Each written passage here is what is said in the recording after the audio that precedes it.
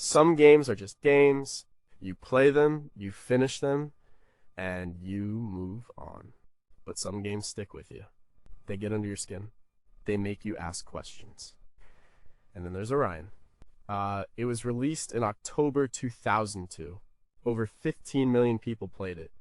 Its servers were online for exactly 788 days before they were wiped clean. Not just shut down, but erased with a level of finality that felt more like destroying evidence than ending a service. Now, more than 2 decades later, people are still talking about it. Not about the gameplay or the graphics, which were revolutionary for their time. They're talking about what Orion really was. Was it just a landmark in video game history? Or was it a massive hidden experiment? It was an experiment in psychology, data collection, and maybe even control. The questions stack up, and the answers are few. The story of Orion is not about a game. It's about a mystery that has haunted a generation of players, a ghost in the machine that refuses to fade away. Number 18, why did the game know your secrets? The moral choice system in Orion was different. It wasn't the simple good versus evil scale we saw in other games of the era. It didn't just give you a blue or red glowing aura. It felt like it was judging you. Not your character, but you, the person holding the controller. The game presented players with incredibly complex ethical dilemmas. These weren't just about saving a village or killing a monster. They were nuanced, messy, and had no clear right answer. One infamous quest, known by players as the Orphan's Dilemma, involved a plague, a single dose of limited medicine, and a room full of sick children. There was no way to save them all. The game didn't just register your final choice. It tracked everything. It logged how long you hesitated. It recorded which child you spoke to first. It even seemed to measure the speed of your cursor movements as you hovered over different dialogue options. This level of detail was unheard of in 2002.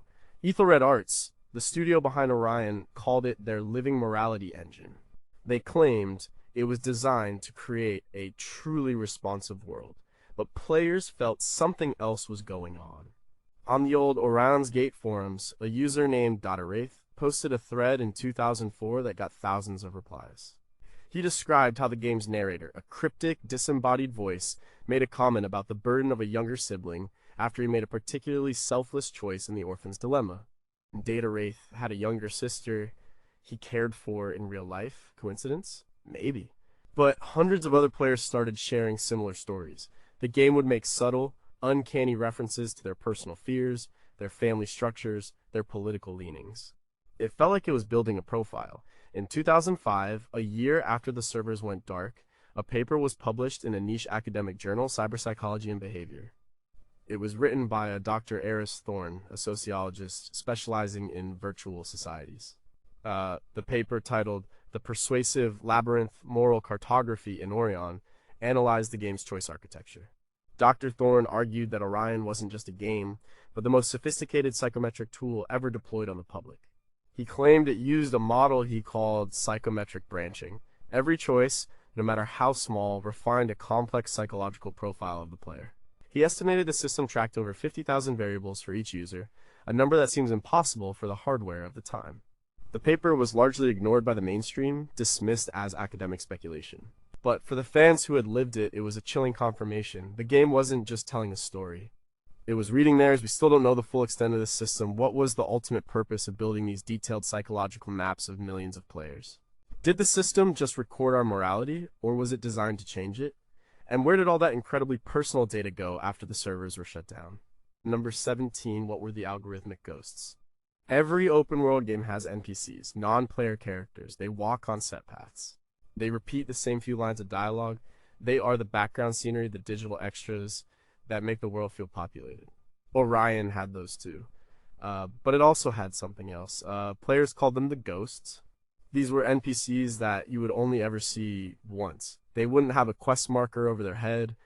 They wouldn't offer you a reward. They would just appear, have a single, often profound or deeply strange conversation with you, and then disappear from the game forever. You could search for them for weeks. You would never find them again. One player on an old forum recalled meeting an old woman on a remote mountain path. She didn't talk about dragons or treasure.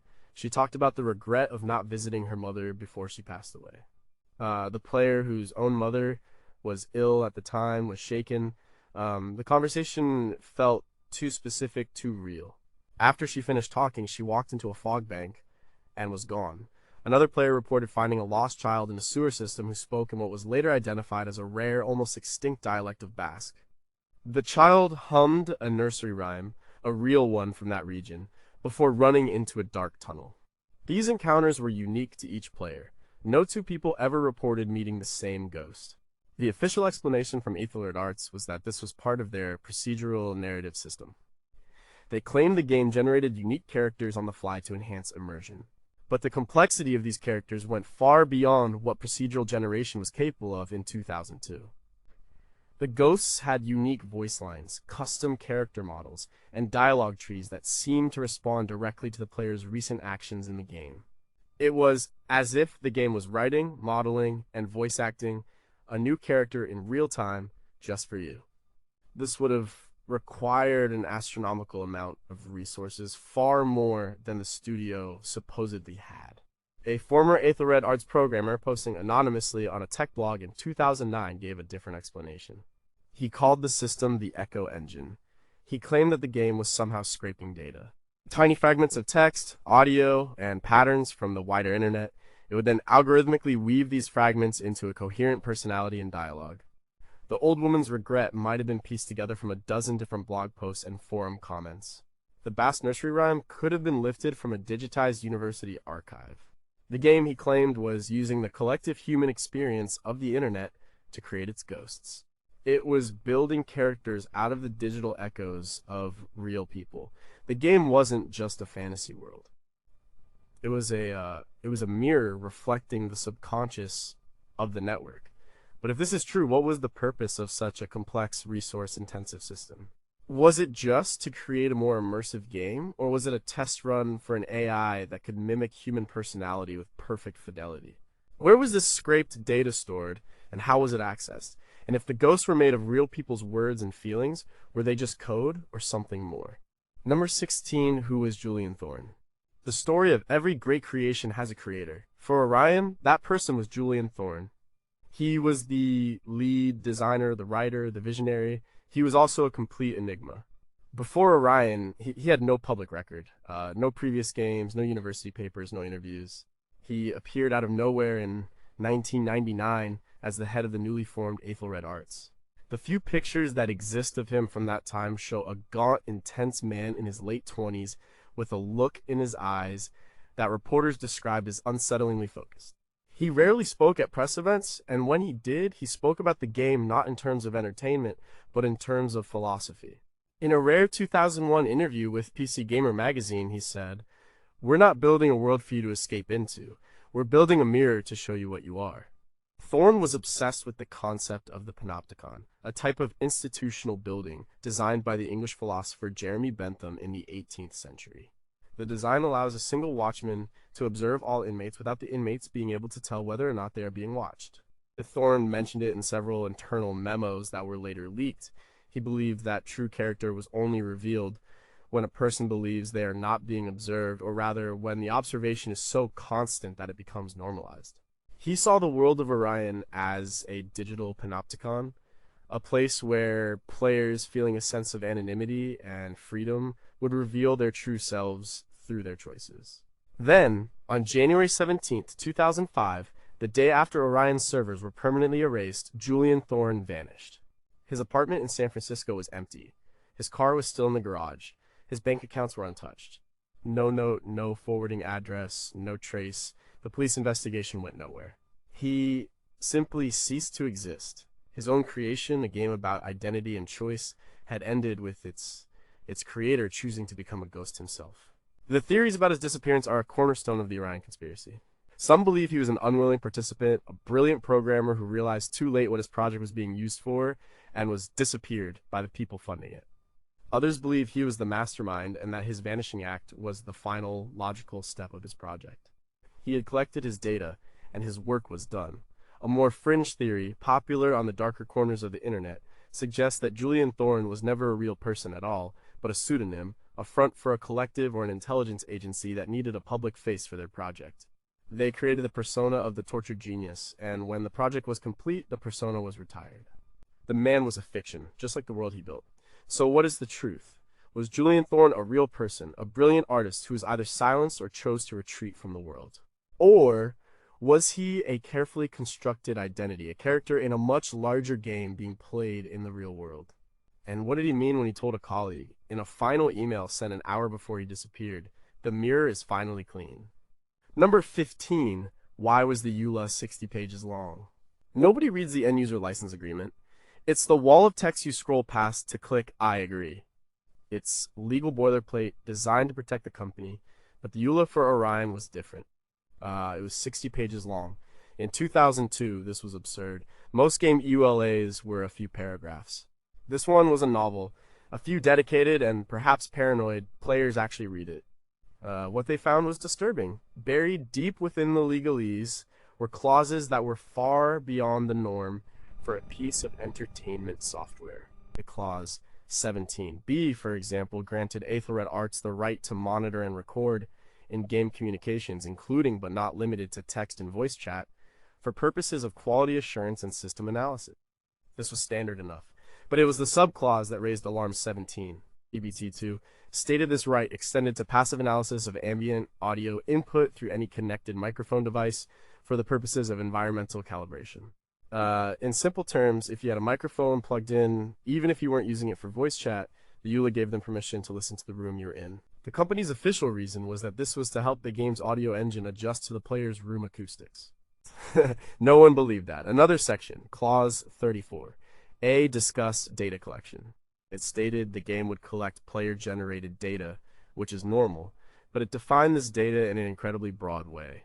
It included keystroke dynamics, cursor path analysis, temporal hesitation metrics, and subconscious choice indicators. The game wasn't just recording what you did, but the physical, minute ways in which you did it. It was analyzing the rhythm of your typing, the smoothness of your mouse movements, the milliseconds you paused before making a decision. This was biometric data. This was psychological profiling on a hardware level. In 2011, a law student at Stanford University named Carly Zhang wrote a paper on the Orion EULA as her final year thesis. She argued it was a landmark document, a foundational text of the surveillance economy. She was the first to point out that the parent company listed for Aethelred Arts in the EULA's fine print was a corporation called the Tavistock Group. There are many real companies with that name, but the one she traced this to was a shell corporation registered in Delaware with no public-facing operations. Its funding was a black hole. Zhang suggested that EULA wasn't just legal protection, it was a statement of intent. It was a brazen experiment to see how much privacy people were willing to give away in exchange for entertainment. The answer, it turned out, was everything. Why would a game studio need to listen to a player's room? What possible use could they have for data on how fast a person clicks a mouse after being presented with a moral choice? Was the 60-page EULA designed to be unread, hiding its true nature in plain sight? And who exactly was the Tavistock Group? Number 14, what was the Whispering Wall? In the northernmost region of Orion's massive world map, in a frozen, desolate area called the Veiled Peaks, there was a location that wasn't marked on any map. It was a massive, sheer cliff face of black obsidian like rock. Players called it the Whispering Wall. If you stood near it, in the game, you would hear strange sounds. It wasn't the normal game audio of wind and wildlife. It was something else. It sounded like faint, distorted whispers. At first, players dismissed it as a creepy sound effect, part of the game's atmosphere. But then, players with high-end audio equipment started to isolate the sounds. They ran the audio through filters, slowed it down, and cleaned it up. What they discovered was chilling. The whispers were not random noise. They were snippets of human speech, but they weren't from the game's voice actors. They sounded like real-world audio. People reported hearing fragments of phone conversations, a baby crying, a television news report in a language they didn't recognize. The sound of traffic, a couple arguing. Each player seemed to hear something different, and the audio was constantly changing. The most famous story associated with the Whispering Wall came from a player in 2003. He recorded a session where a clear voice emerged from the whispers for about 3 seconds. The voice, a woman, said, "Okay, I'll see you at the corner of Bishop and 4th. The player lived in a small town in Ohio. There was no Bishop and 4th in his town. He posted the audio clip online. A week later, another user replied to his post. She recognized the street names. They were in Montreal, Canada, hundreds of miles away. She knew because she lived a block from that intersection. This is where Clause 17, EBT2 of the EULA, comes back into focus. The clause that allowed for passive analysis of ambient audio input. The theory was born almost immediately. The Whispering Wall was not a game asset.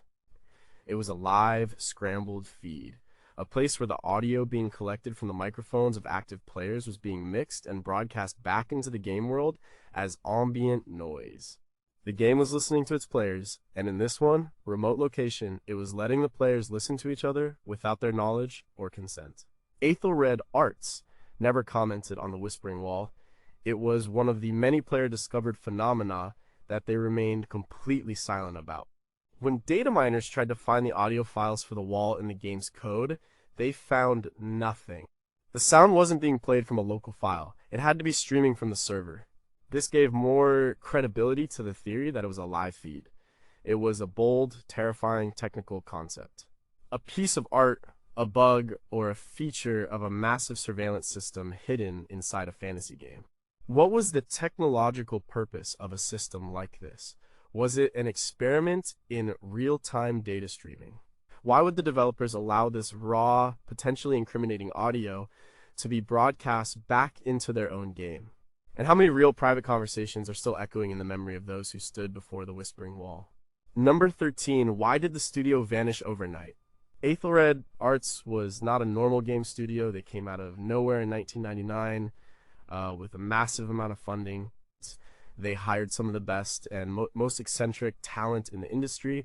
Their office, located in a nondescript building in South San Francisco, was notoriously private. They didn't do studio tours. They rarely gave interviews. They just worked on Orion for 3 years, released it, supported it with a few patches, and then disappeared.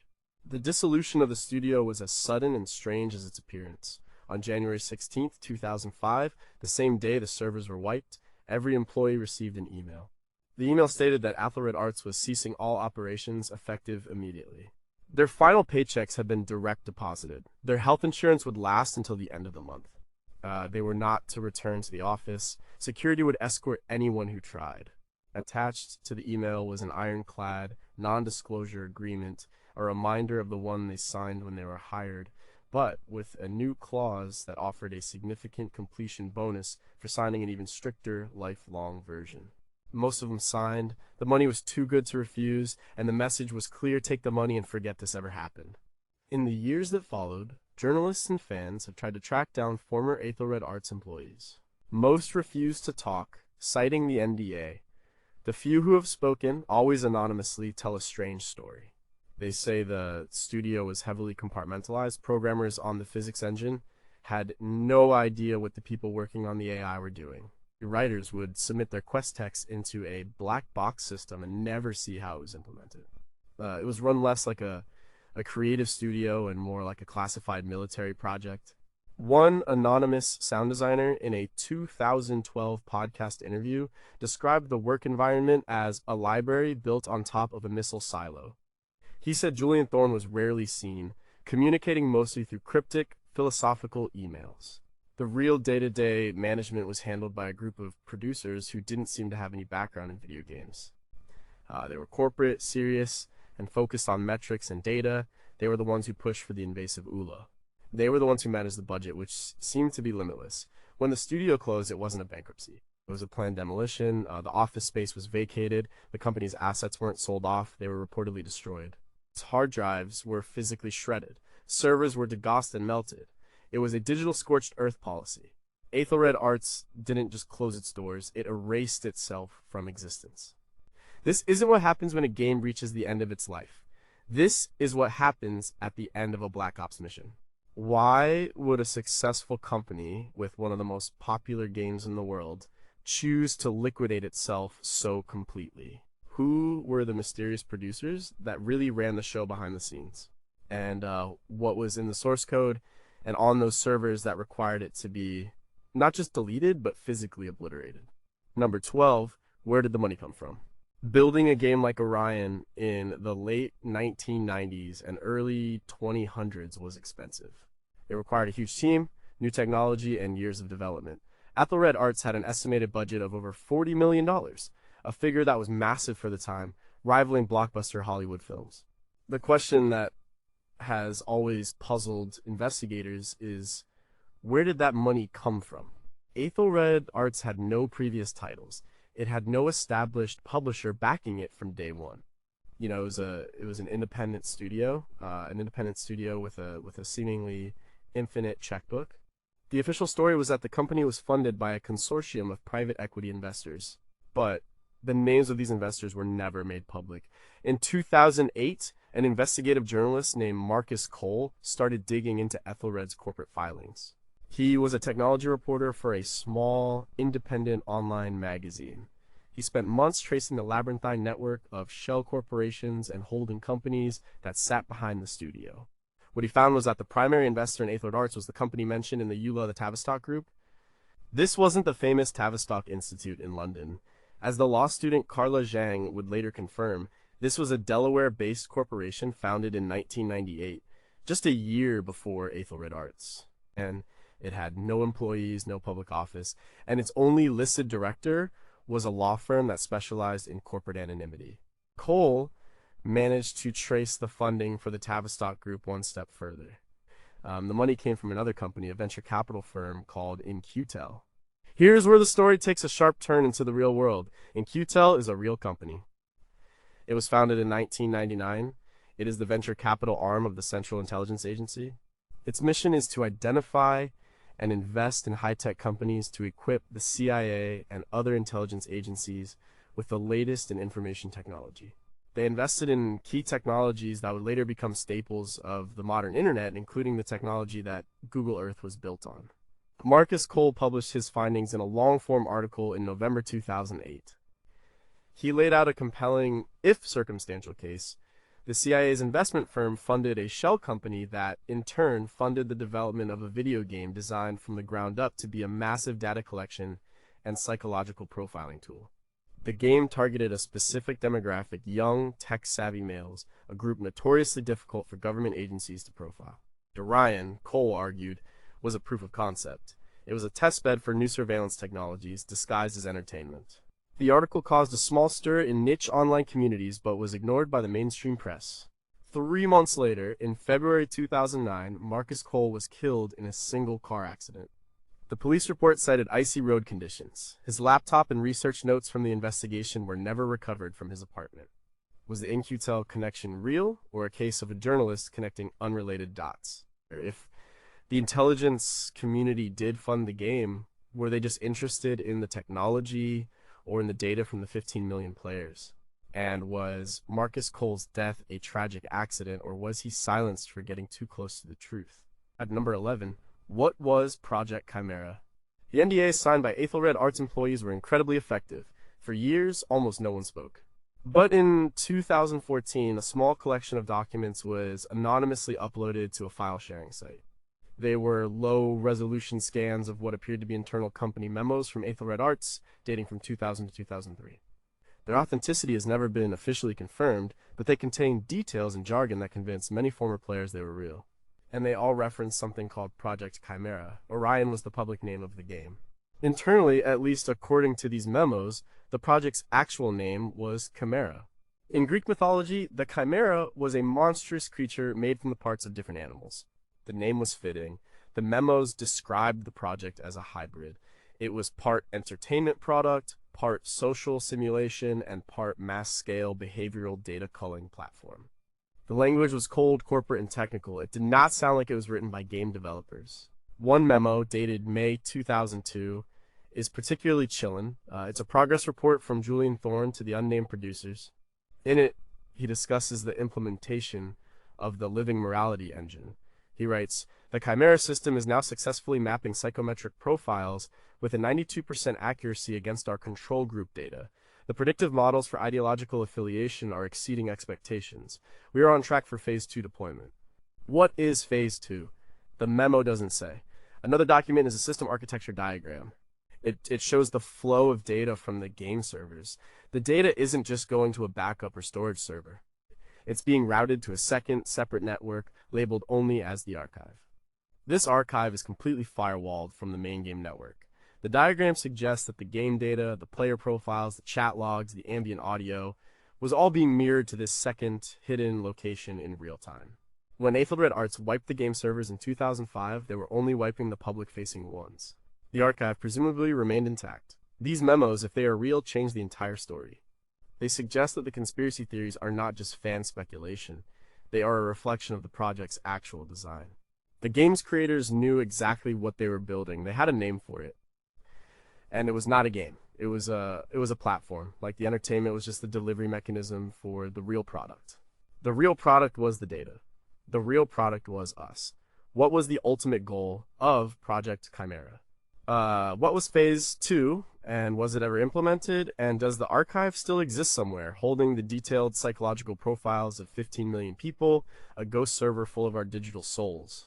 Number 10 was the game predicting the future. This is one of the more unsettling and difficult to prove claims, but it persists because of a handful of very specific, well-documented examples. The idea is that the world of Orion, in some strange way, seemed to predict real-world events. It didn't do this through overt prophecies, but through subtle details in the game's massive, dynamic world. The most cited example is the Grey Sky Coup. In the game, there was a complex political storyline involving the two major kingdoms, Avaloria and Cinderfall. In a patch released on July 20th, 2004, a new minor storyline was added. It involved a sudden, bloodless coup in a small, neutral city-state called Silverwood. The city's moderate ruler was deposed by a hardline nationalist faction. Their banner, described in the game's text, was a gray field with a black sun. The event in the game was called the Grey Sky Coup. 3 weeks later, in the real world, the Rose Revolution happened in Georgia. It was a non-violent change of power that saw a pro-Western leader replace an old guard politician. While the details are different, the core pattern of a sudden, non-violent political upheaval was striking to players at the time. In a second, more concrete example is the Tethys outbreak. In an in-game book found in one of Orion's libraries, there was a story about a fictional plague that originated from contaminated fish in the Tethys Sea. The book described the symptoms in detail, including respiratory distress and a unique skin rash. The book had been in the game since its launch in 2002. In late 2003, there was a real, though small-scale outbreak of a novel virus linked to shellfish from the South China Sea. The virus, part of the SARS family, caused symptoms that were eerily similar to those described in the in-game book. Skeptics rightly point out that these are likely coincidences. The game's world was huge and filled with thousands of pages of text. By sheer chance, some of it was bound to resemble real events. The human brain is a pattern-matching machine, and fans looking for connections will inevitably find them. But the theory's defenders argue that the game wasn't predicting the future through magic. They suggest it was a simulation, a highly complex model of the real world populated by the psychological profiles of its 15 million players. The idea is that if you create a detailed enough simulation of a system and feed it real-time data about the actors within that system, the simulation might start to anticipate emergent events. The game wasn't predicting the future, it was modeling the probable outcomes of current human social and political pressures. The Grey Sky Coup wasn't a prophecy, it was the simulation's output on what happens when certain political tensions reach a boiling point. The Tethys outbreak was a model of how a novel virus might spread. This theory places Orion in a different category altogether. It wasn't just a data collection tool, it was an analytical and predictive engine. It was a laboratory for running experiments on a virtual society to see how a real one might behave. Is it possible to build a simulation of society with that level of predictive power? Was Orion being used to model and predict social unrest, economic shifts, or even the spread of disease? And if so, were its predictions being watched and acted upon by the people who funded it? Number 9, what was the impossible quest? Most quests in Orion were straightforward: kill 10 goblins, find the lost sword, deliver a message. But there was one quest that was never officially solved. It wasn't in any strategy guide. It didn't have a name in the quest log.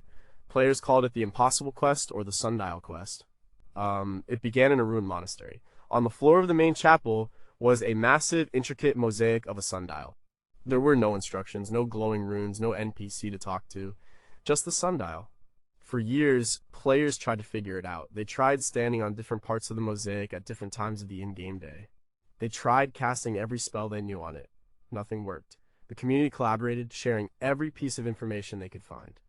They discovered that the markings on the sundial weren't based on the game's 24-hour cycle. They seemed to correspond to a real-world 24-hour clock. The symbols around the edge were not from any of the game's fictional languages. They were ancient Sumerian cuneiform. The breakthrough came in 2004 when a player who was also an astrophysics student realized the star chart depicted in the center of the sundial was not a fantasy sky. It was a precise map of the real-world night sky as it would appear over the city of Babylon on a specific date, the vernal equinox of 605 BC. The quest, it seemed, required real-world knowledge, historical, astronomical, and linguistic knowledge that was far outside the scope of a fantasy game. Players organized. They realized they needed to have players standing on specific Sumerian symbols on the sundial at specific real-world times, corresponding to the movement of celestial bodies in the 605 BC sky. It required a massive coordinated effort across different time zones. On a specific day in August 2004, dozens of players logged in at a pre-arranged time. They stood on the correct symbols. The in-game sun hit a specific point, and for a moment, it worked. The sundial glowed. A hidden staircase opened in the floor. The first player to go down the staircase found a single small room. In the center of the room was a pedestal. On the pedestal was a book. The player opened the book. It contained a single line of text, and then the server crashed. Not just for that player, but for the entire region. When the server came back online 10 minutes later, the staircase was gone. The sundial was dormant. No one was ever able to trigger the event again. The player who read the book swore it said, "And so we learned to dance together." What was the point of this quest? It offered no reward, no gold, no powerful item. It seemed to be an experiment, a test to see if a large, decentralized group of anonymous individuals could organize and solve a complex, multidisciplinary problem. It tested their research skills, their ability to cooperate, and their dedication. The quest wasn't about finding a treasure. The quest was about observing the problem-solving capabilities of the player base itself. It was another layer of the psychological experiment. Why create a puzzle that could only be solved by a massive collaborative effort using real-world information? Was it a test of collective intelligence? And what was the significance of the final message? And why was it followed by an immediate server crash, as if a plug had been pulled on a successful experiment? Number 8, who were the chosen few? After the server shut down, a strange pattern began to emerge. It was first noticed on the Orion fan forums around 2010. The users started tracking the real-world careers of some of the game's top players. These weren't just the players who had the best gear or the highest level. They were the ones who had consistently made certain types of choices in the game's moral dilemmas, the ones who had solved the most obscure puzzles, the ones whose psychological profiles, as measured by the game, would have been the most interesting. An alarming number of these elite players went on to have remarkably successful careers in very specific fields. Many became high-level data analysts for tech companies. Several went to work for private military contractors specializing in social network analysis and predictive modeling. A few became prominent figures in the field of AI ethics and development. A handful even ended up in government roles at agencies like the NSA and DARPA. The correlation was statistically significant. The percentage of top-tier Orion players who ended up in these specific, data-intensive fields was far higher than that of the general population, or even of players of other popular online games from that era. It was as if the game had acted as a recruitment tool, a giant aptitude test to identify individuals with a certain psychological makeup.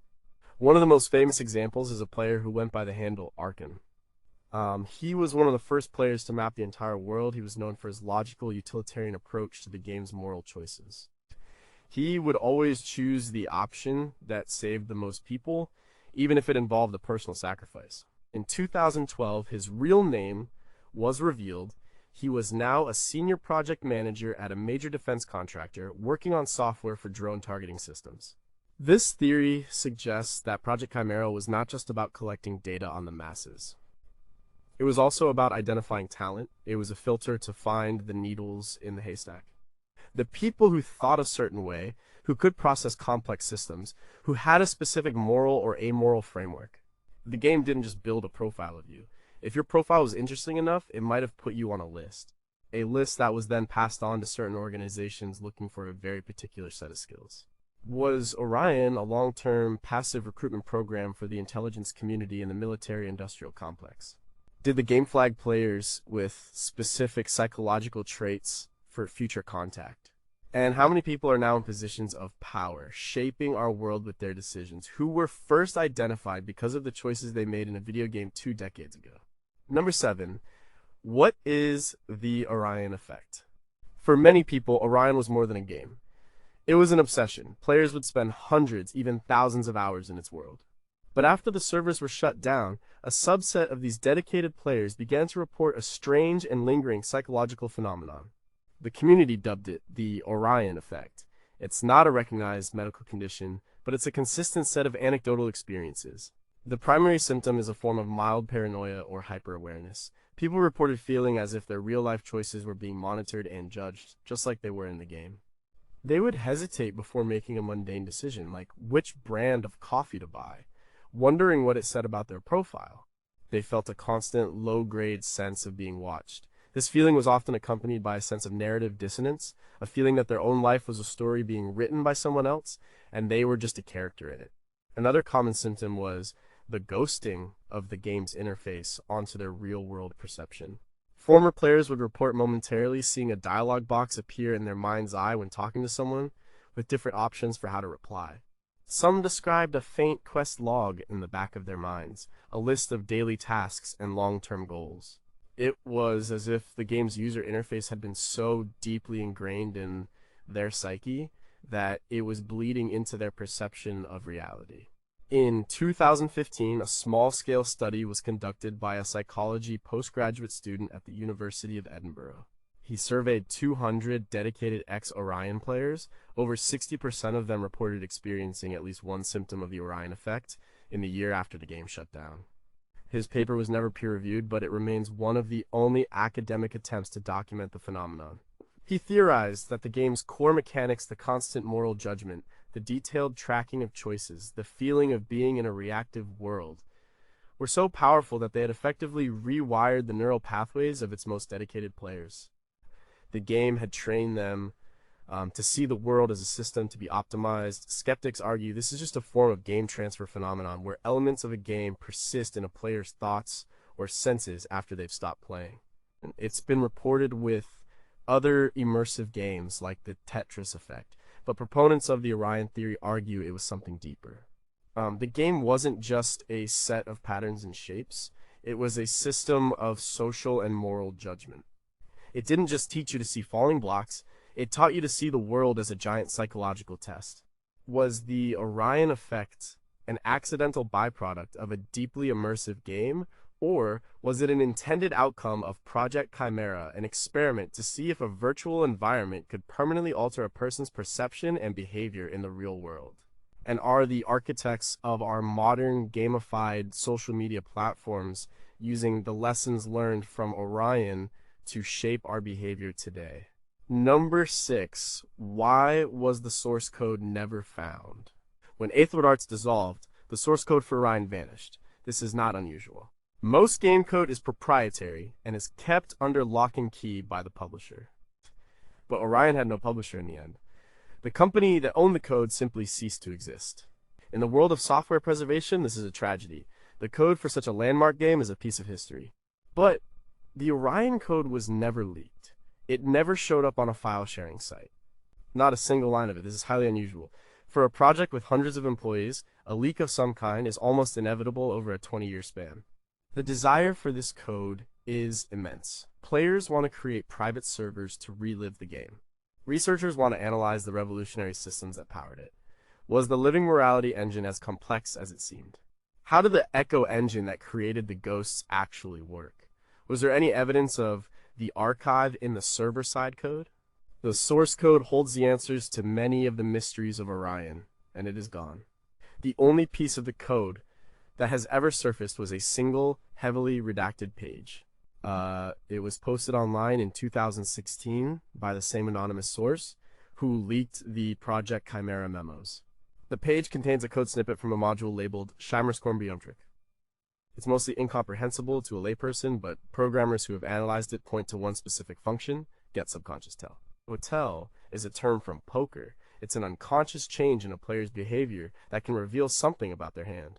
This function, according to the code's comments, was designed to capture and quantify involuntary player hesitation patterns prior to choice commitment. This single snippet is a smoking gun for many. It's technical proof of what the EULA hinted at and what players felt all along. The game was actively measuring their subconscious reactions. It was reading their tells. And this was just one small function in a core module. It hints at a level of technical sophistication and a purpose far beyond entertainment. The fact that the rest of the code remains hidden has fueled the theory that it contains secrets far more sensitive than just a clever AI. Perhaps the code is so advanced that it's still in use today in other forms. Perhaps it contains the keys to the archive, or reveals the true identity of its funders. Or perhaps, as the anonymous leaker claimed in a message accompanying the code snippet, you can't leak what's been classified. Why has the code for such a popular game remained completely secret for over 2 decades? Does the get subconscious tell function prove that the game's primary purpose was psychological analysis? And is it possible that the Orion source code is not a piece of gaming history, but is now considered an asset of national security? Number 5, what was the Player 734 incident? The world of Orion was a persistent online world.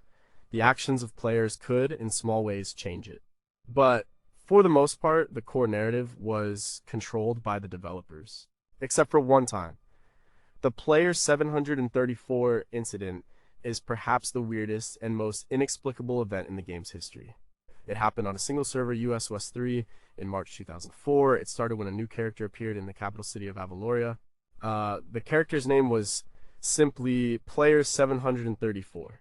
This was not a normal player name. It was the format the system used for uninitialized accounts. Player 734 did not move. It just stood in the main plaza, wore the default starting gear. It was, for all intents and purposes, a bug, a ghost character. Players gathered around it, trying to interact with it. Did not respond. Then, after about an hour, it started to talk, but it didn't use the normal chat box. Text began to appear in the sky above the entire zone, visible to every player there. The text was not in English. It was a stream of hexadecimal code, a long, unbroken string of numbers and letters. Players, thinking it was a server-wide event, started trying to decode it. They copied the code and ran it through converters. The result was gibberish. It didn't seem to translate into any coherent text. One player, who was also a computer science student, recognized something. It wasn't text. It looked like a raw memory dump, a direct output of a small piece of a computer's RAM. He and a few others worked on it for hours. They managed to isolate a small, readable fragment from the stream. It was a file path from a local computer's C drive. It referenced a file named session_patient_. The incident got stranger. Player 734 began to move. It walked out of the city and began to follow a specific road. A huge crowd of players followed it. It walked for hours, not stopping, not fighting any monsters. It was walking with a purpose. It finally stopped at a small, unremarkable house in a remote village. It went inside. A few seconds later, the house vanished from the game. Not just the building, but the ground it stood on. All that was left was a perfectly square, empty hole in the world. Player 734 was gone. The hole in the game world remained until the servers were shut down. A permanent scar. Aethelred Arts issued their only public statement about any of the game's mysteries in response to this. They called it a significant server-side data corruption bug. They said they were working to fix it. But the hole was never fixed. The theory that spread like wildfire among players was very different. They believed that for a brief period, something external had bled into the game. A system connected to Orion, perhaps the archive, had glitched. And for a moment, it had broadcast a tiny piece of its own raw data into the game world. And that data referenced a patient. Was the Player 734 incident just a bug? Or was it a crack in the wall, a brief glimpse into the true nature of Project Chimera? What kind of project logs its subjects not as users or players, but as patients? And what happened in that little house that required it to be erased from the very fabric of the game world? Number 4, why the sudden shutdown? Orion was at the peak of its popularity in late 2004. It had millions of active subscribers. It was a massive financial success.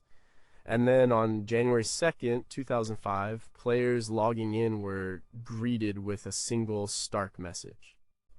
The world of Orion will be closing permanently on January 15th, 2005. We thank you for your journey. All data will be erased. There was no explanation, no transition to a free-to-play model, no selling the game to another company. Just a 2-week notice for a complete and total shutdown. The community was in shock and disbelief. This was unprecedented. A game this successful does not just get turned off. It was like a television network canceling the most popular show on air in the middle of a season. The revenue from subscriptions alone was estimated to be in the millions of dollars per month. From a business perspective, it made no sense at all. The theories for the shutdown are central to the entire conspiracy.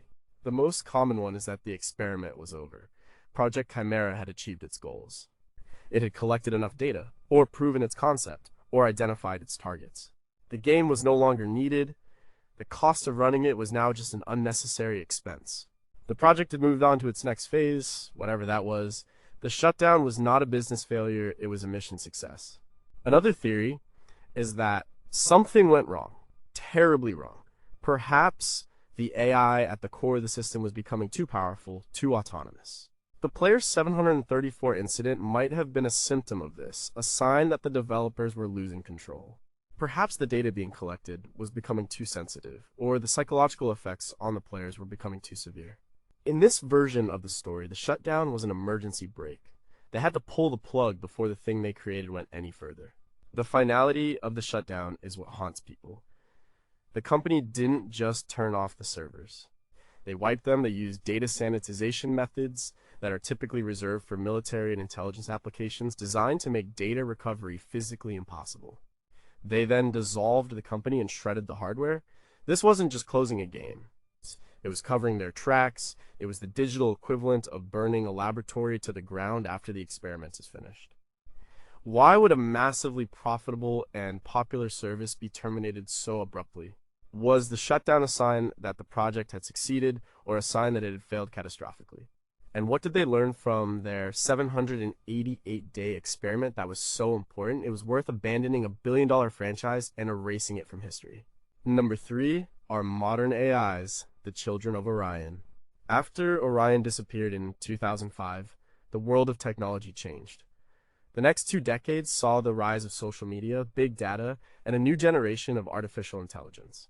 Today, we live in a world surrounded by algorithms that analyze our behavior, predict our preferences, and shape the information we see. And for those who remember Orion, this new world feels eerily familiar. The core principles of Orion seem to be at the heart of our modern digital infrastructure. Think about the Living Morality Engine. It was a system that built a complex psychological profile of a user based on their subtle choices and behaviors. This is the fundamental business model of companies like Meta and Google. They track our likes, our clicks, our hesitation on a post to build a detailed advertising profile. They are mapping our desires and beliefs not to create a responsive game world, but to sell us products and ideas. Think about the Echo Engine, the system that created the ghosts. It supposedly worked by scraping the internet for fragments of human language and personality and reassembling them into a coherent whole. It's almost a perfect description of how modern large language models, the AIs behind things like ChatGPT, are trained. They are fed a massive dataset of human-created text and learn to generate new content that mimics human patterns of speech and thought. The connection feels more than coincidental to many researchers of the Orion mystery. The theory is that Project Chimera was the prototype. It was the testbed where these technologies were first developed and tested on a mass scale in a controlled environment. The lessons learned from Orion: how to collect psychometric data without alarming the user, how to build an AI that can convincingly mimic human interaction, how to use a system to identify and influence individuals, did not disappear when Aethelred Arts was dissolved. That knowledge was the whole point of the project. It was taken, refined, and deployed into the real world. A software engineer who has followed the Orion story for years put this in a 2021 blog post. "We never got to play Orion 2 because we were living in it. Social media is Orion 2. The gamified systems of likes and shares, the algorithmic curation of our reality, the constant passive collection of our personal data. It's the Chimera project, but on a global scale. The goal is no longer just to profile us, but to actively engage and modify our behavior. Is it just a case of parallel technological evolution, or did the research and code from Project Chimera directly influence the development of the technologies that now govern our lives? Are the recommendation algorithms and AI assistants of today the direct descendants of the systems that powered Orion? And if the game was phase 1 and social media is phase 2, what comes next? Number 2, why do they keep lying about it? Over the years, the few key people associated with Aetherwood Arts who didn't completely disappear have been asked about Orion. Their responses have been consistent and consistently evasive. They stick to a script. Orion was just a game. It was a passion project that became a hit. The studio closed because of creative burnout and management disputes. The conspiracies are just the wild imaginings of an over-dedicated fan base. In 2018, a documentary filmmaker tried to make a film about the legacy of Orion. She managed to get a sit-down interview with the former chief financial officer of Aetherwood Arts, a man named Robert Mercer. He was one of the producers who didn't seem to have a gaming background. The interview is a masterclass in corporate non-speak. When asked about the 60-page EULA, he called it thorough legal due diligence. When asked about the funding from the Tavistock Group, he claimed it was a standard private equity arrangement and that he had no knowledge of any ties to In-Q-Tel. But there was one moment in the interview where the mask slipped. The filmmaker asked him directly about Project Chimera. For a split second, Mercer's calm demeanor broke. He looked genuinely surprised and angry. He asked, "Where did you hear that name?" Before his media handler immediately stepped in and ended the interview. That flash of recognition, that moment of panic, spoke volumes more than all his prepared denials. It was the reaction of a man who had heard a word he thought was buried forever. The official story is full of holes. The business reasons for the shutdown don't add up. The technical explanations for things like the Whispering Wall are flimsy. The complete silence about Julian Thorne is unnatural. The pattern is not one of a company that is proud of its legacy. It is the pattern of a cover-up. The persistent denial, the NDAs, the destroyed evidence, all of it points to something to hide. People lie for two reasons: to protect themselves or to protect a secret. The individuals involved in Orion are doing both. If the theories are true, they participated in a massive, unethical, and possibly illegal human experiment on millions of people. But they may also be protecting a secret that is still active. The systems and knowledge born from Project Chimera may still be in operation. Admitting the truth about Orion would mean admitting the truth about the surveillance and behavioral modification systems we live with today. And that is a truth that the powers that be cannot afford to have revealed. Why do the people involved continue to deny what seems so obvious to so many? What are they so afraid of? And is their silence a sign of guilt, or is it a mandated condition of their freedom? Number 1, are we still in the game? This is the final, most haunting question that lingers from the Orion conspiracy. It's the one that keeps it alive because it's not about the past, it's about the present. All the other questions about the code, the money, the creator are historical. But this one is personal. The core idea of Project Chimera was to create a system that could subtly monitor and influence behavior within a simulated world. A world so immersive that the players wouldn't even feel the control being exerted on them. They would believe they were making free choices while the system guided them, profiled them, and used them for its own ends. Now look at the world around you. We live a significant portion of our lives in a digital reality. Our social interactions, our news, our entertainment, our political discourse, it's all mediated through platforms. Platforms run by a handful of corporations. These platforms operate on the exact same principles as Orion. They collect our data, they build profiles of our psychological makeup, they use algorithms to serve us a curated reality, a world designed to keep us engaged, to make us predictable, and to guide our behavior from the products we buy to the beliefs we hold. The line between the game and reality has blurred. The Orion effect, that feeling of being watched, of having your choices judged by an invisible system, is now a baseline condition of modern life. We self-censor our posts, we perform for an unseen audience, we chase the dopamine hit of a like, which is just another word for a reward, in a game. We are all players now. The conspiracy of Orion is not just about a video game from 2002. It is about a paradigm shift in the nature of power and control. It suggests that the techniques of mass surveillance and behavioral modification were not invented by social media companies in the 2010s. They were perfected in a fantasy world a decade earlier. Orion was the dress rehearsal. We are the main performance. The game never ended. It just expanded to encompass the entire world. The final terrifying thought is this in Orion. You could always log out. The game had an end. You could turn off the computer and return to the real world. But what do you do when the real world has been rebuilt using the game's architecture? How do you log out of a system that is now everywhere? And if Julian Thorne was right, and Orion was a mirror to show us what we are, what does the reflection we live in today say about us?